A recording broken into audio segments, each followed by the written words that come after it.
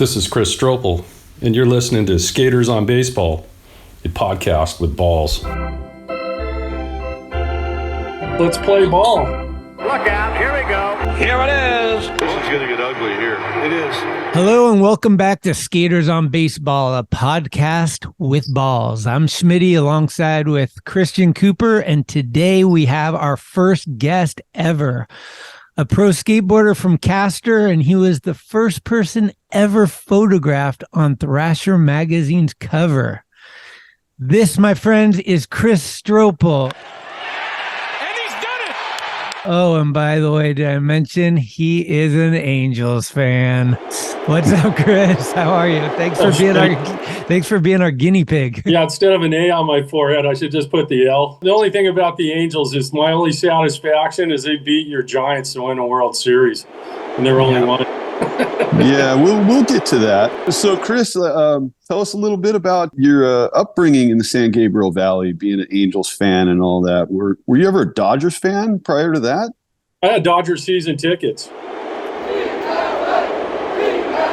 As the experience at Dodger Stadium started to wane significantly after the O'Malleys sold, Anaheim Stadium, it was still $10 to park. You could tailgate in the parking lot, which they got rid of all that stuff, and at Dodger Stadium, you can't tailgate. The SWAT team will come and take you to jail, and $200 to park. It takes an hour and a half to get in and an hour and a half to get out, where Anaheim's the stadium's far more friendly. Better food and just a better experience to watch baseball these days. Were you a Ron Say guy or a Steve Garvey guy back in the Dodger Blue era? Definitely didn't like Garvey. He is a douche. He's the worst. It's more like a Lopes fan or somebody like that. Well, speaking of food out at the Orange County pavilion owned by Disney, what's up with the Jack in the Box out there in the bleachers? Is there a JIB there now? There was last time I was down there. I was like, what is going on? Right on, man. I can get some Jack tacos and a Dr. Pepper to fix my hangover, man. I'm good. So, Chris, you were basically like an Upland Pipeline local, right? I grew up in Sierra Madre and skated all the pools here around Arcadia and all that sort of stuff. At Montebello was pretty much the first park that I skated. That Reseda Skater Cross, and that's where I met Wally, was at Montebello. Yeah, well, I was reading that Wally used to work there, and he was the guy they sent out to kick you out when you snuck in every time. Him and Strandland, yeah. And I finally just told Wally, I said, dude, you let me in, I'll show you 5 pools. Right. Oh, Strandland. And he goes, that dude doesn't have 5 pools. And I said, F him, man. I'll take you. So I took Wally, and he came back, and he told him he's got 8 pools, not 5. So it was basically a lifetime free membership, right? Yeah, I don't have to pay anymore. That's fantastic. About that time, they were working on Upland. And back then, it was just all citrus groves where that was. Literally, they had to clear them out and everything else. And we went out there when they chalked that bad boy off in the dirt. The enormity of it, we couldn't believe how big it was. I mean, Upland we're like, wow, this pool, especially the 15-footer. Yeah, it was a big park. Did you play ball when you were a kid? Were you splitting time between the surfing and the skating and the baseball? Or I played Little League since I could, 6 years old, 7 years old. At what point did it become the sort of like, I'm either going to do this or I'm going to do that?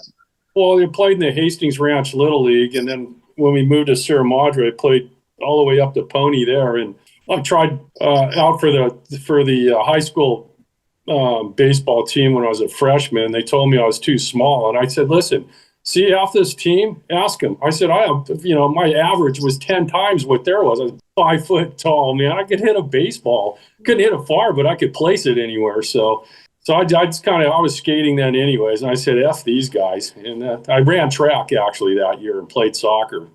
Okay, so that's sort of the point where you're like, yeah, well, they're not going to put me on the team. I'm done, right? Yeah. I'm gonna skate instead. That happened the next year when I tried to try out for the basketball team. They go, dude, you're like 5'1", 5'2". Little on the short end for basketball.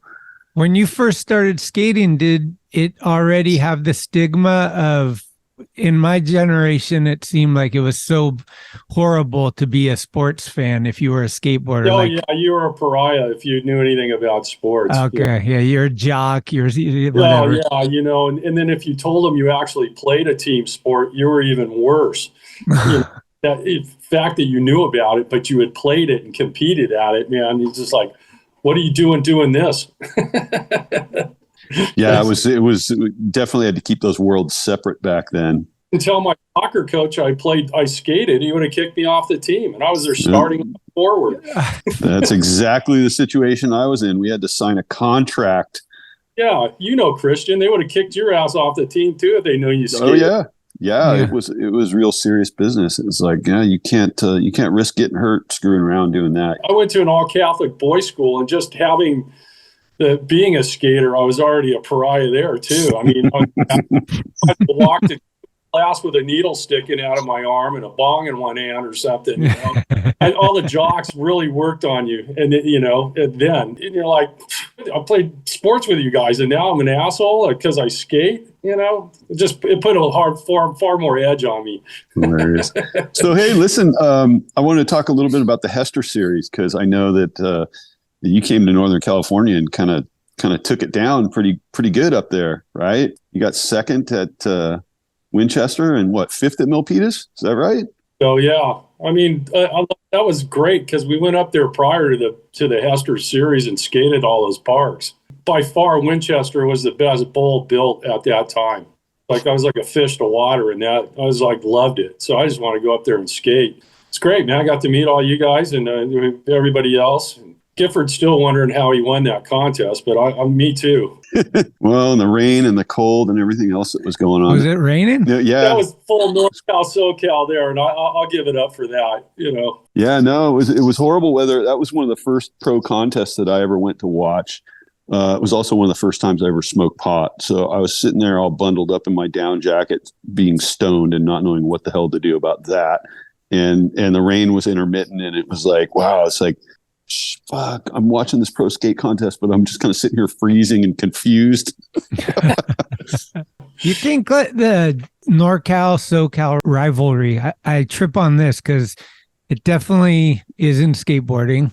In my opinion, it stemmed from the Giants and Dodgers moving from New York, one to SoCal, one to NorCal, and then we had the rivalry between these two baseball teams. Do you think that that's part of it, or no, not at all? I could have played on it a little bit, but it primarily was all the media was down here. And, you guys up there had all these, great skaters, Kevin Reed and Gifford and Cab, and they were getting no media. And, we were just like media whores down here. We got it all. It made people up there a little jaded as far as that. And then the Hester series and that really brought out what kind of skaters were in NorCal and how damn good they were, and I think thus Thrasher too. I think Thrasher came about just because NorCal needed a voice, and that was it. Yeah. Well, there was always sort of a chip on the shoulder mentality, I think, in Northern California, whether it was conscious or subconscious, because of the magazine coverage and because of that stuff.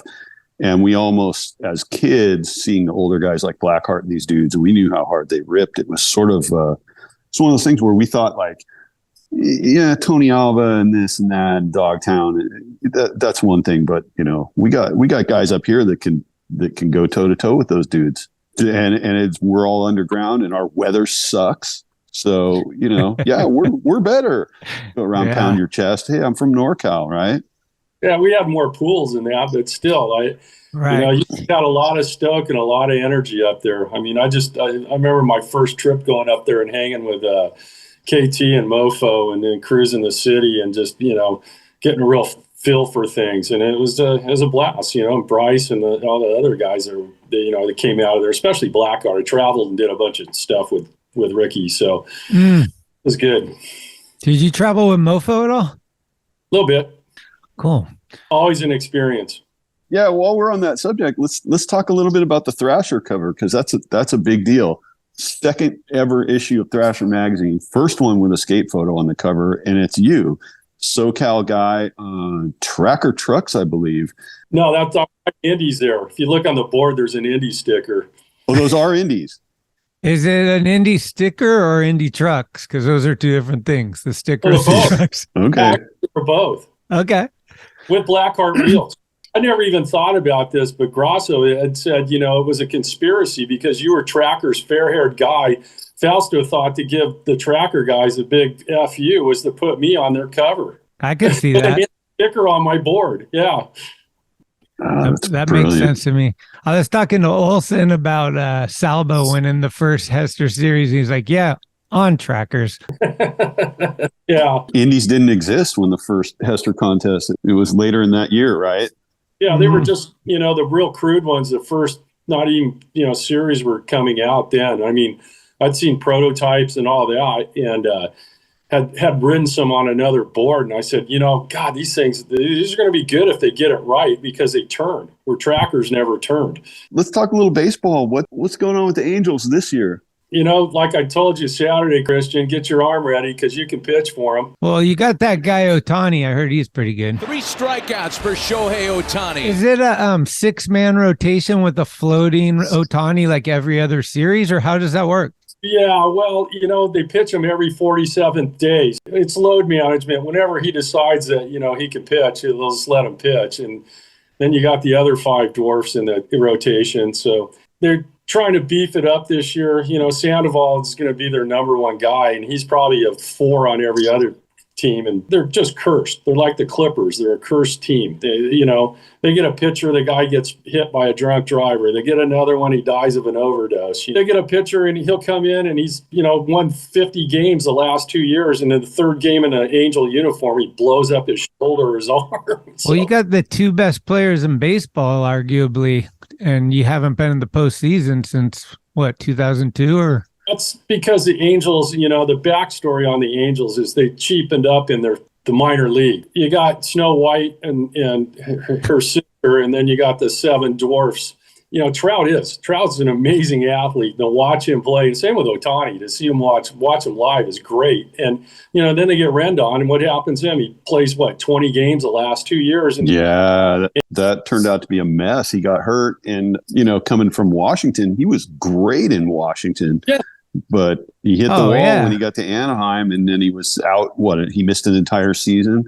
Well, I'll just harken back to the days when they signed Mo Vaughn. Remember Mo Vaughn that came from Boston? Yeah, Boston. Killing it, 330 hitter. Second game of the season, he only gained about 60 pounds when he was here, and he fell down the steps going in the dugout, and it was never right since. It's crazy. They've never really developed players out of their minor leagues, that many of them. You don't hear a lot about prospects in the Angels organization. That's true. A couple years ago, they took Joey Adele, number 1, and what a bust he is. He couldn't hit a curveball if you rolled it up to the plate. He's the worst outfielder I've seen since Jose Canseco or, Pedro Guerrero. So it's horrible. Right. If you had to start the team from scratch, would you start it with Trout or Ohtani? Which one is more valuable, do you think, to you? Oh, Trout by far. Really?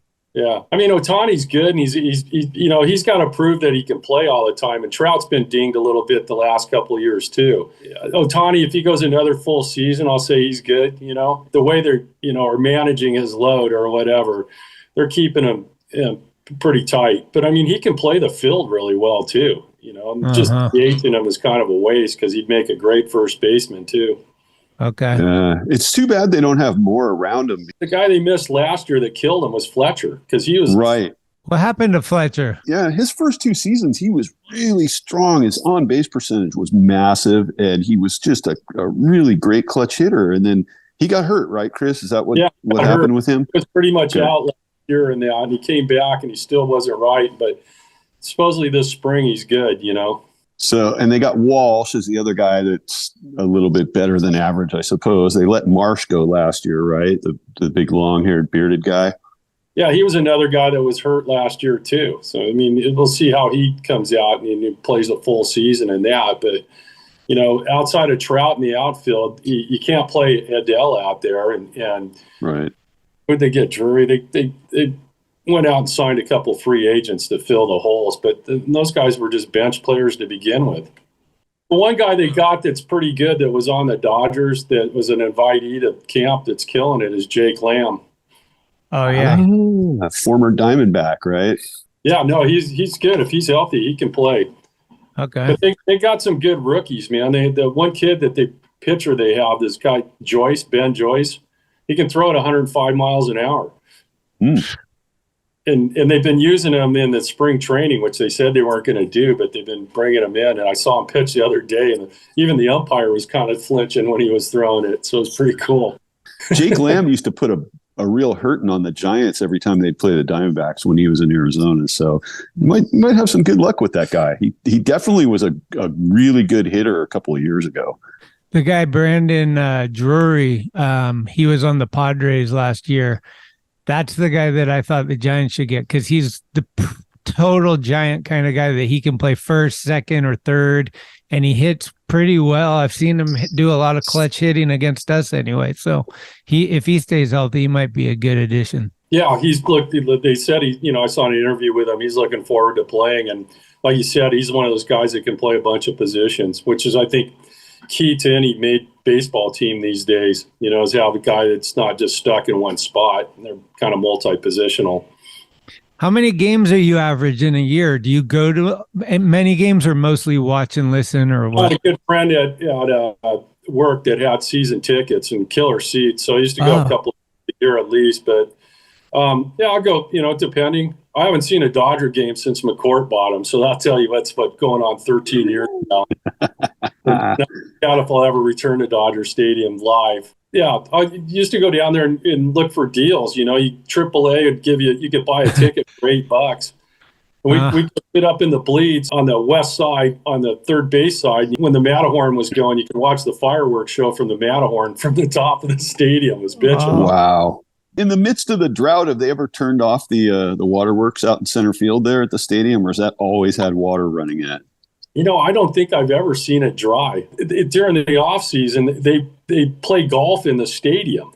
Wow. They set up tee areas all around, and you put flags down on the field, and they hit all these elevated tee shots. They did that here this off season too. Yeah, you hit them from like the upper deck, and there's targets. It's kind of like it's pretty cool. I got a question for you. Do you know the history, the evolution, the origin story of our good friend, the rally monkey? No, the rally monkey, no. I looked this up and I couldn't believe this. June 6, 2000 versus the Giants. Angels are losing by, let's say, 4 runs. And they put up the pet detective up on the scoreboard, and it says rally. And it's the monkey doing the Brian Wilson jump around song. And the Angels come back and beat the Giants that day, June 6, 2000. And then somehow they got super excited and brought in the monkey that was in like Golden Girls or some shit like that.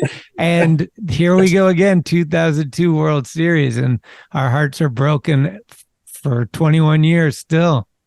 I actually went to one of those games. Yeah, I did too. For us, the rally monkey is basically the outbreak monkey from that movie where that disease spreads and kills all those Totally. Didn't they cancel it now because it's some woke thing or something? Well, that's what I was going to ask you, because I think it says it died in 2011. So I don't know if what happened. They still last year, they still put it up on the board and, had the song going on. Was PETA got involved or something? I don't know, man. Who knows these days? Yeah. So 2002, I mean, Dusty Baker basically handed that series to you guys, and that sucked for us, but I'm sure you're happy about it. He likes Southern California, so he wanted to give us a little prep. Yeah, but it wasn't even like his former team or anything. He just taking the ball from Russ Ortiz in that game was just absurd. He was pitching fine. There was no issue, and then handing him the game ball, we all know the lore. It steamed up the Angels, and then they came back and just murdered the Giants. Yeah, bummed me out. I always say it helped me appreciate the 3 and 5 years even more, though. Yeah.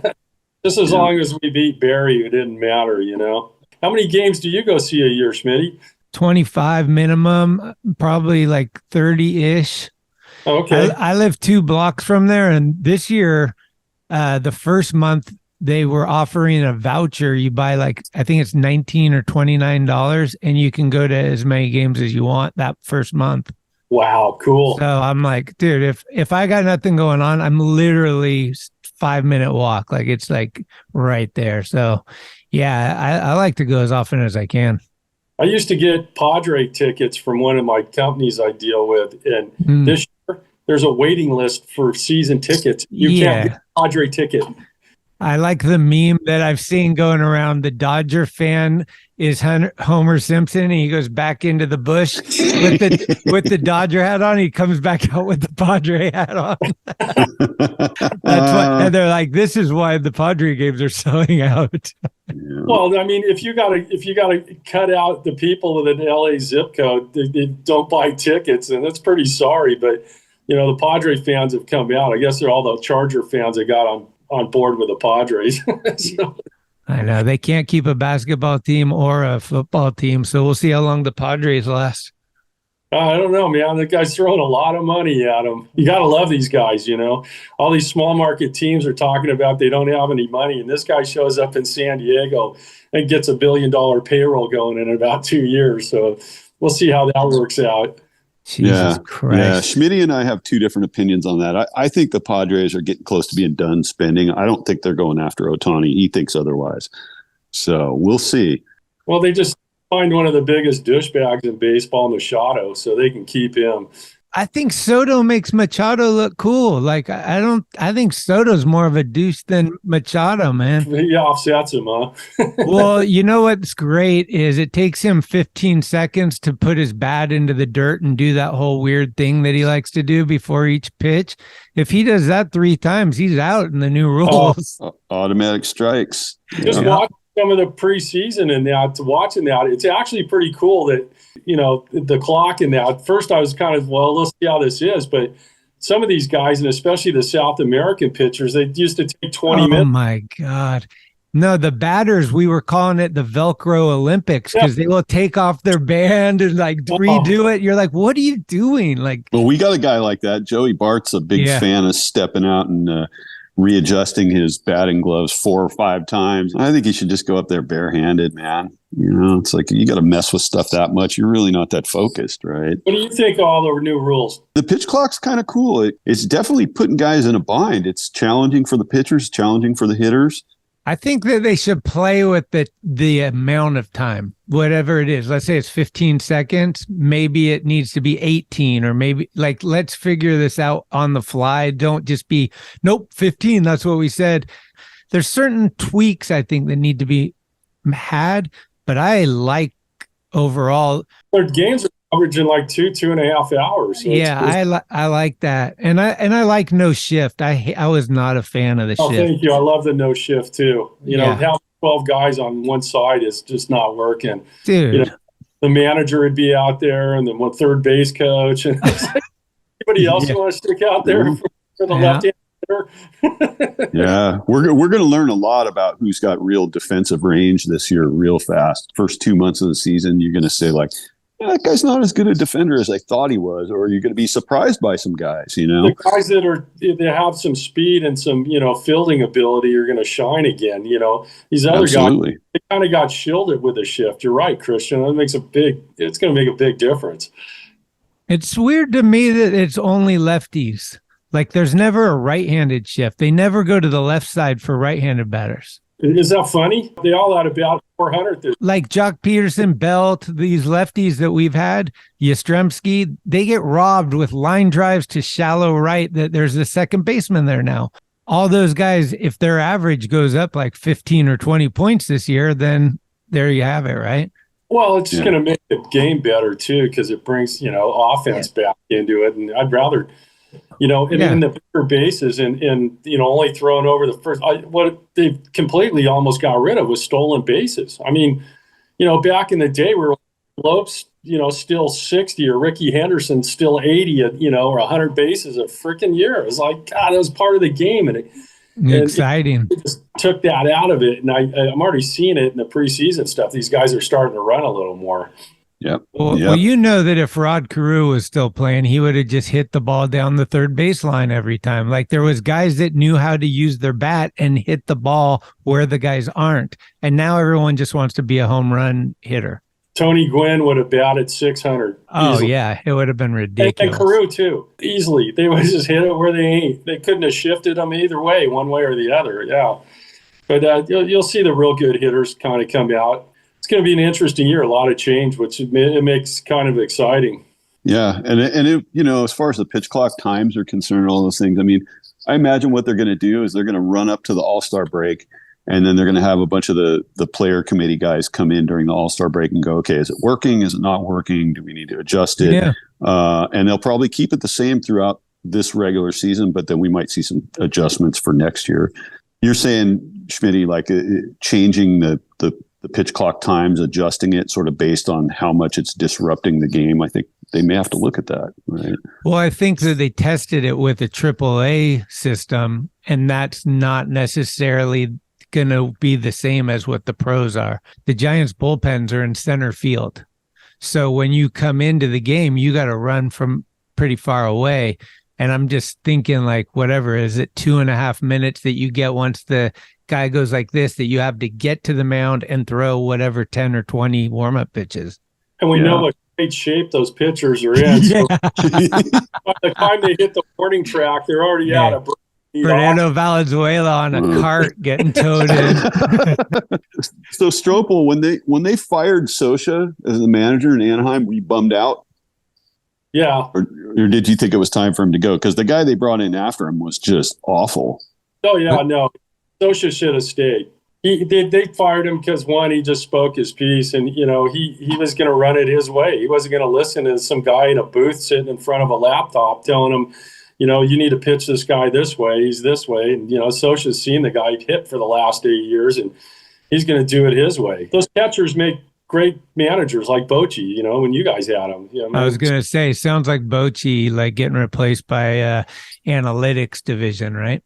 Yeah. That's what Christian and I were talking about on Saturday. It was like, who's your long shot team this year? I mean, is it like Seattle? Could it be Texas? There's always that team every year that comes out of the blue, that was sucked last year. And all of a sudden they're like the Phillies this last year. They thought they'd never make the playoffs, and here they go. They make a run to the World Series. Phillies are going to be good. I think they're a top contender this year with adding Trey Turner, and if Harper's healthy, that's a real solid lineup. Turner was a big loss for the Dodgers. Big loss. If I was going to sign somebody, I would have signed him. Me too. If I was the Padres, I would have thrown a lot of money at him and got rid of Machado. But I mean, that dude's a good player. Yeah. He didn't like the West Coast though.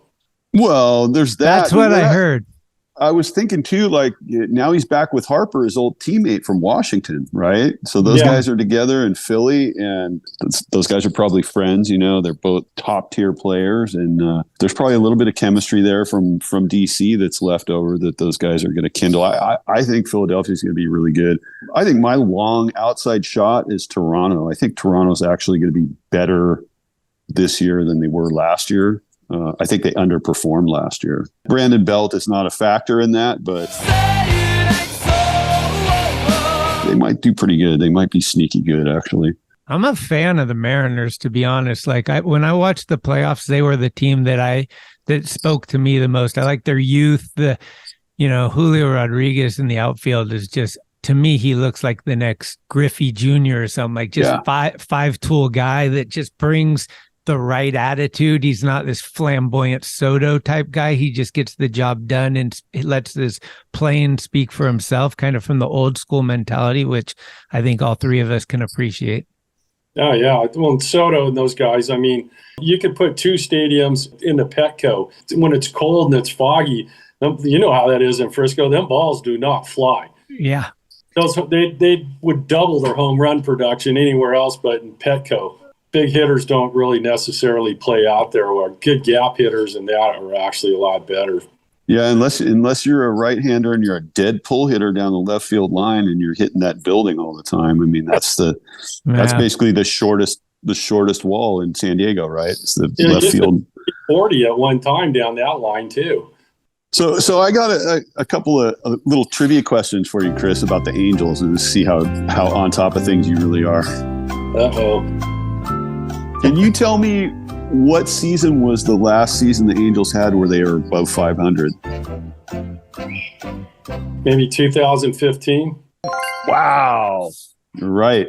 But like I said, you could take the A and just turn it over, man, and put another. That was like Padre games, I remember going when I was living in San Diego. they'd let you walk into a Padre game. It'd be like $4 for a ticket in the cheaps, and you could walk in with your own 12-pack just because they wanted some people at the games. Okay, here's another one. There's 2 categories that Tim Salmon is still ahead of Mike Trout for all-time Angels numbers. You know what they are?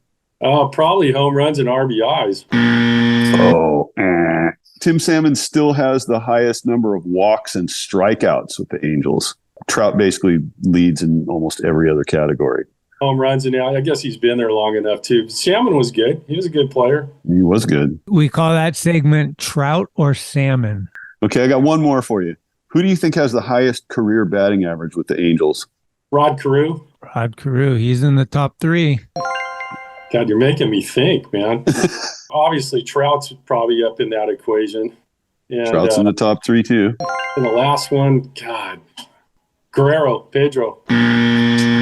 Or Vladimir Guerrero Jr.? Sorry, Vladimir. Yeah. Vladimir's number 1. Carew's number 2, and Trout's number 3. So true or false, you were known to have placed a $100 bet on the Giants to win it all in 2021. That's correct. Wow. The first time I never bet with my heart. I came pretty close, huh? Yeah. It's amazing you picked the 107 win season year to do that. I mean, it was odd years that the Giants always won on. No, it was even years, actually. Even 10, 12, and 14. Yeah, okay. It was one of those, and I screwed up because I thought it was that year. I just thought they had the makeup of a good team. Well, do you know anything that we don't, being down there in the area? What are your predictions? Like, Ohtani going to leave almost for sure? Is it depend on what the Angels do? Like, what are your thoughts on this? I thought if the Angels were sold, if Artie, should have sold them, because Artie's part of the whole problem with the Angels because he meddles too much. And got rid of all the really good baseball guys and just got yes men. But if the guy from the Warriors would have bought him or whatever, he would have kept Ohtani. He would have saw the value. Joe Lacob, yeah. I don't think Artie's already given Rendon and he's given Trout. I don't think he's going to give another $400 or $500 million contract to anybody at this point in time. Though Ohtani, when he plays, last year they'd have 10,000 in the stands, and when he played, they had 35,000 in the stands. I mean, he really made a big difference with the with attendance and everything else. Who sells the most jerseys? Does Trout have more jerseys? Probably Ohtani these days. I mean, just the foreign influence in that. Okay. These players have always done well down here. Even the Dodgers, they had Nomo and all those guys, and because of the big Japanese community. And San Francisco, obviously, and Seattle. I mean, we got to bring him up to Japantown. Got to write him a $500 million check. If I'm the Giants right now, I call his agent and say, we will give him $10 million more than anybody else. Whatever the highest bid is, we got $10 million more. I'd tell him now, we want him, whatever it takes. That's going to be a big sweepstake for him. But the thing is, he's got to stay healthy all this year and have another good year. Is he injury prone? He was early on. What are your thoughts? Who would you predict if he's to leave? Where do you think he'd wind up? Depending on the Dodgers situation, I'd probably put them first, you guys second, maybe Seattle third. We can't go through another Judge heartbreak up here, man. You guys are going to be happy you didn't sign Judge to 10 years. I can tell you that. I think so, too. I would have signed him for more than 4. We're definitely going to be happy we didn't sign Correa for 13. That was insanity. Ooh. Yeah. Whoever thought that one up was, man, thank God you got some smart doctors up there. I think to us, Correa sounded good on paper because we missed out on Judge. So it was like, oh, what's left? We need something. Need something. It was almost desperation at that point. Yeah, definitely. Where do you think the Angels are going to end up this year? You think they're going to be at the bottom, or do you think they're actually going to have a little bit of fight in them? Yeah, they should be upper middle of the pack, I would think. Okay. All right. Who's their biggest rival? Anybody that beats them, really. So Strople, the Giants and Angels only play 3 games against each other this year. Up here or down there? Down here. Oh, okay. In August. I'll see if I can secure some tickets and maybe Schmitty can come down and go to. Have you been to Anaheim Stadium? Yeah, been once or twice. Because when I used to go to Combi every year, I started realizing it took me about 5 years to fucking figure it out. But I'm like, whoa, the stadium's in walking distance. Like, so I went the night that, there was a game. I was like, I'm going. Maybe Shohei will be on the Giants by August. Oh, If you're going to lose him, I would trade him. Yeah. See, that's where I was thinking last year. Like the Padres did that Soto deal and they get him for what, 2 years? So it's kind of worth it. But like, I am not renting a player for 2 months and losing like Marco Luciano or some of these AAA phenoms that we got. Like that would be a bad move, I think. Yeah, no. Unless you could agree with the trade that you're signing with us as well. Like, what do you think he's gonna end up with? Like, is he gonna do 12 years, like 500 million? He'll be the first $500 million player. Wow. And that'll be what, 10-year minimum or what? Oh yeah, I mean 10 years, but I mean the 10 years is just any contract for any athlete more than 5 years is Harry Carey, man. Well, you guys were the guinea pig for Pujols. yeah. That was one of the worst deals in the history of baseball. The Cardinals are all, hey, you want to sign him for that? Albert, you have fun. You can vacation in the West Coast. Yeah. Well, fortunately, anybody who's trying to get after Ohtani and get him, he doesn't have Scott Boras as an agent. So that's good news. He's got some agent that doesn't represent too many baseball players. It's very little. It's like a different kind of representative. So who knows? I mean, we can hope, right? Yeah, no, he would lighten up the giant baseball. They need a big hit up there. Most definitely. I think Conforto is going to be a nice addition to the team. We got Conforto and Haniger, which everyone's kind of just like whatever because they didn't get these big fish. But these guys are going to, people are going to be stoked, I think. They're upper-level players, yeah. I mean, Haniger's going to hit like close to 300, and Conforto, if he's healthy, could hit close to 30 home runs. That's a great year. Yeah, just pitching. It comes down to pitching, Schmitty. Yeah. Well, we got 7. We got that. Dodgers had about 10 starters last year, and at the end of the season, I think they had about 4 left. So, well, 6 of them are in jail. So, well, not quite. Define jail. Wearing a bracelet on your ankle does not mean you're in jail. You think Bauer's going to end up anywhere, Chris, or do you think he's just done? Oh, he looks like he's a Giant all the way. No way. I think he's either going to the KBO or he's just done with baseball for the foreseeable future, right? I think he's radioactive. I don't think anybody wants to have anything to do with the guy unless they're really desperate. And I mean, well, the Dodgers were going to keep him, and you know who came forward and wanted him gone? Were all the guys' wives. Oh, well, that and just the other players said they didn't want him around. They didn't like him already, and then when all that came out, they were like, "Yeah, get rid of this dude." He was a bad clubhouse guy. You know what though? I wouldn't be surprised if he's pitching by the All-Star break in Major League Baseball. Yep. Wow. Okay. Somebody will take him, like you said, Houston, or somebody will reclaim him. They can go hide him somewhere. Anybody who signs that guy, it's going to be a bad look for the organization. Instantly, people are going to be screaming about it. But Houston be perfect because everybody already hates him. Well, they're cheaters for one thing. Yeah, it's going to be a good year. I'm looking forward to it, Schmitty. And the show's good too, Christian. You guys are doing a good job. Thanks, man. What would you suggest if you were the creative director for S.O.B? What would you like to see us doing with this? What direction should we go?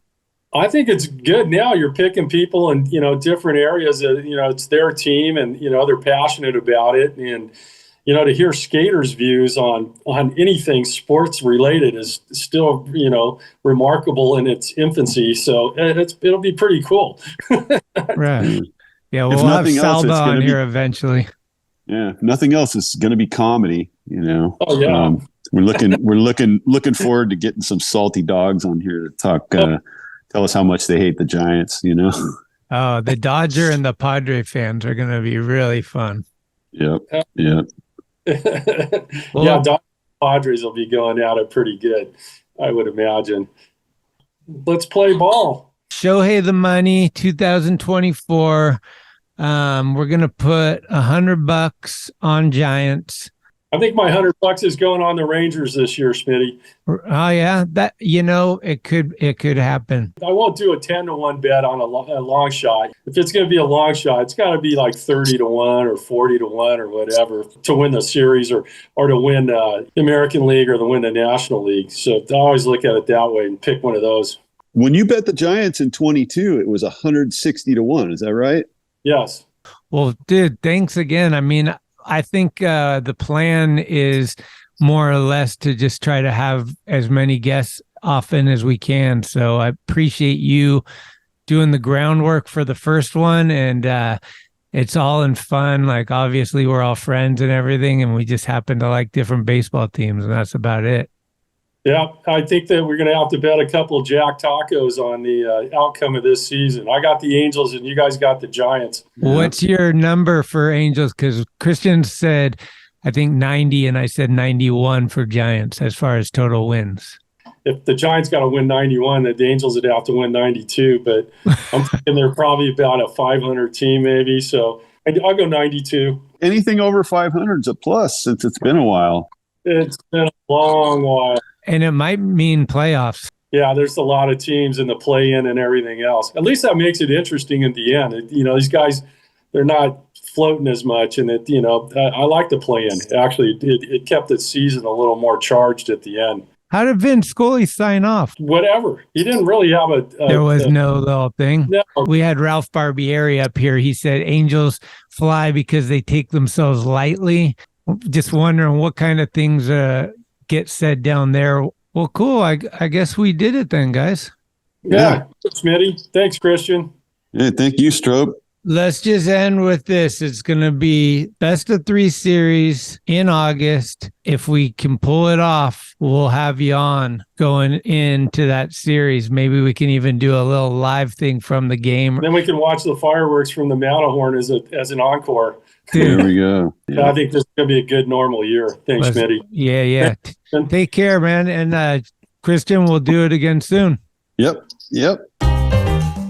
Thanks for listening to this episode of Skaters on Baseball. If you liked what you heard, please spread the word, give us a good review, or hell, blow us up on your social media if you're down. Follow us at Skates on Base on Instagram for baseball news and other fun stuff. We love comments and listener participation, so bring it with an audio clip or an email. You can email us at skatersonbase@gmail.com. We're everywhere you get your podcasts, and we'll be here all season long.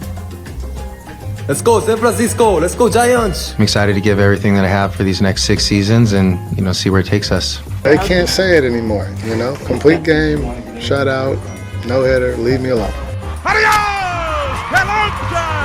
See you soon. Thank you. And I am forever a Giant.